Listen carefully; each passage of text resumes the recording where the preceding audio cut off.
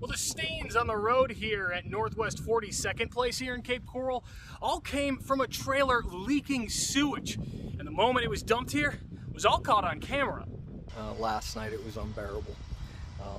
A friend of ours drove down the street and then he turned right around and he said, "You gotta go outside." It was just bad.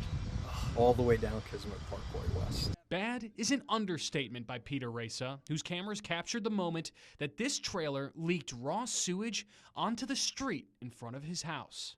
We watched this vehicle come around real slowly around the corner of our street, and we proceeded to see it just leak out of its sewage pipe, because it's a camper, a ton of human waste right in front of our house. Without even bothering to stop, the camper just rolls on by. Yeah, then there was actual feces rolling around in the street in front of the house where my dogs walk around and play out front.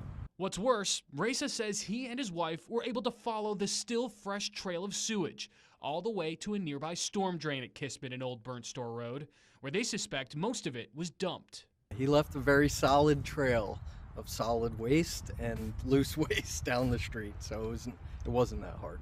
And that storm drain runs right out to the water that we fish in.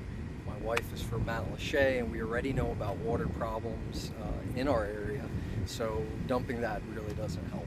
But what the owner of this camper might not realize is that houses in this part of Cape are on well water, which means anything that goes into the ground could come out of your faucet. There's a lot of options he could have taken versus disposing of it illegally and hurting our neighborhood's water supply because we're on wells. And then on top of that, I mean, it's just dirty. But this camper nearby looks identical. Right down the street, about half a mile from here. In fact, it was parked behind a house less than a block away on Northwest 22nd Street. So I went to talk to Rex, who'd been living there since Hurricane Ian, while his home was being renovated. But when I confronted him, he denied it and wasn't interested when I offered to show him the video. I think he knows enough not to dump it near his house, but he's dumping it near mine.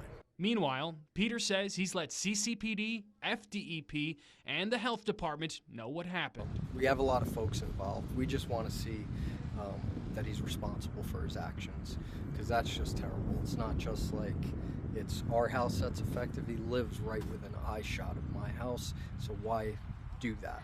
Reporting in Cape Coral, Alex Howard, ABC 7.